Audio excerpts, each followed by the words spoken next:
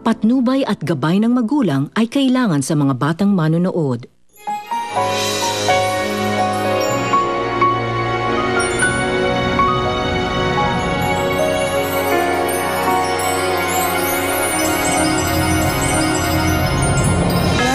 Si Lolo, no? Pero bigla siyang nawala. Si Tita Sharon na may gawa nun. Maniwala ka sa akin. Ba't ba sa'yo? Ba't sa'yo ako maniniwala? Sa'yo naman nanggaling, di ba? Sila ang pamilya ko. Ewan, sandali lang. Kung ayaw mo maniwala sa akin, maniwala ka na lang para kay Julia. Kinalaman ni Julia dito. Tinulungan niya kami tumakas ni Daddy. Darwin, kailangan natin makuha si Julia. Ang aga-aga nag-aaway kayo? Paano tong nanay mo? Ang galing magbaling na sisi. Hoy, baka nakakalimutan mo. Nung napatay mo yung matanda, sino ba tumulong sa'yo? I'm sorry. Sana mapatawad mo ako. Please don't apologize. Sinasabi mo naman ang nararamdaman mo. Hindi yun ang nararamdaman ko. Napilitan ako saktan ka. Dahil yun ang inutos ni Tita Sharon. Yun ang naging kapalit ng tulong niya sa'yo sa ospital. Tsaka para hindi niya ilayo si Daddy sa akin. Si Rico may kasalanan nito eh. Hindi niya ako ginawang kabit. Tapos binaliwala lang niya tayo. Siya rin na nagtulak sa akin para makapatay ako ng tao. Naiintindihan ko hindi mo ako mapapatawad. Pero mas hindi ko mapapatawad ang sarili ko kapag di ko sinabi sa'yo ang nararamdaman ko. Mahal kita! Si Julia. Kailangan ko kunin si Julia.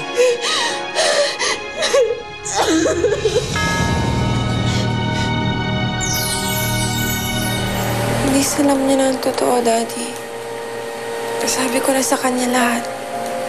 Sobra ko siyang nasaktan. Siguro hindi niya na ako mapapatawad.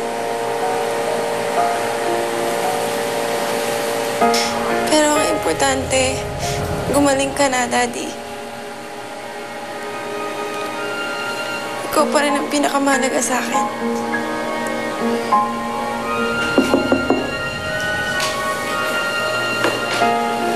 Good morning.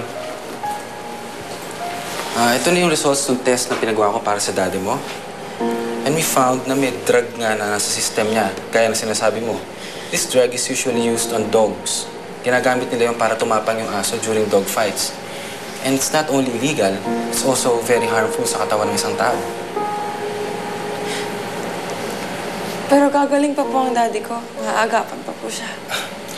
Ang totoo niyan nakakabilib nga itong si Mr. Guevara. I mean, pilit na nilalabanan ng kanyang katawan ang epekto ng gamot. And I'm very positive na we can treat this condition through detoxification. Narinig mo yun, Daddy? Kagaling ka pa. Kagaling ka. If I may suggest, alam mo, dapat ipaalam mo to sa police. I mean, if it's really your madrasta na nagbibigay ng illegal na gamot na sa daddy mo, dapat siyang makulong.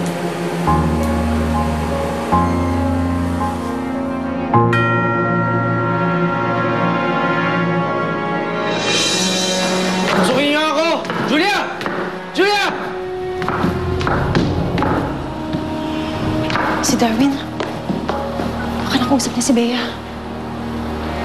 Kita mo si Julia, itago mo dali.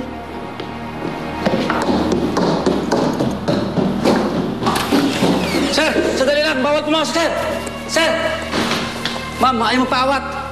Sige na ako ng bala dito. Bumalik ka na sa pwesto mo. Ano't napasugod ka na naman dito, Darwin, ha? Asa si Julia? Kukunin ko si Julia. Julia! Tumigil ka nga. Ano na naman ba kalokohan to, ha? Kalukuhan? Oh. Ma, alam ko na lahat! Alam ko na may ginawa ka kay Tito Rico. Na sinasaktan mo si Bea dito. Na inutusan mo siya na layuan ako. At nalaman ko rin na ikaw ang pumatay kay Lola Lourdes. Noon ko pa alam na makasarili ka, Ma. Pero hindi ko akalain na isa ka mamamatay tao!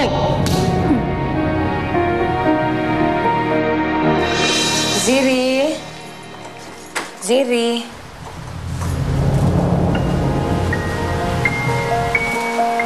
Ziri?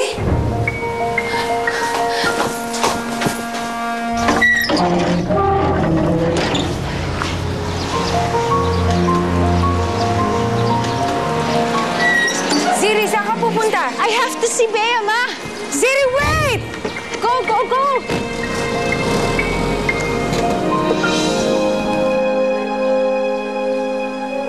Huwag mo akong binabasto sa sarili kong pamamahay, ha?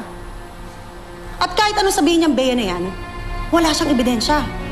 Puro lang siya bintang. Siguro pinapunta ka niya dito para maghanap kayo ng mga bagay na ilalaban niyo sa akin, no? Pulis na lang bahala sa inyo, ma. Nandito lang ako para sa kapatid ko. Hindi ako aalis hanggang hindi ko makasama si Julia. Julia!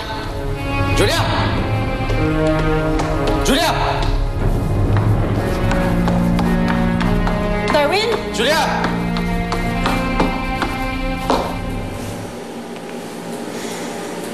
Daddy, natawagan ko ng mga pulis.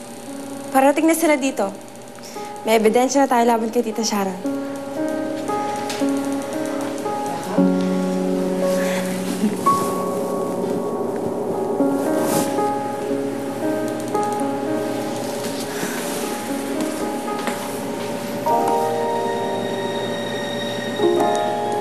Daddy?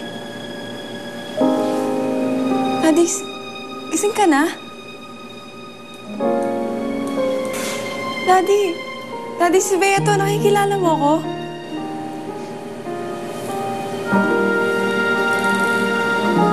Daddy, si Bea nga.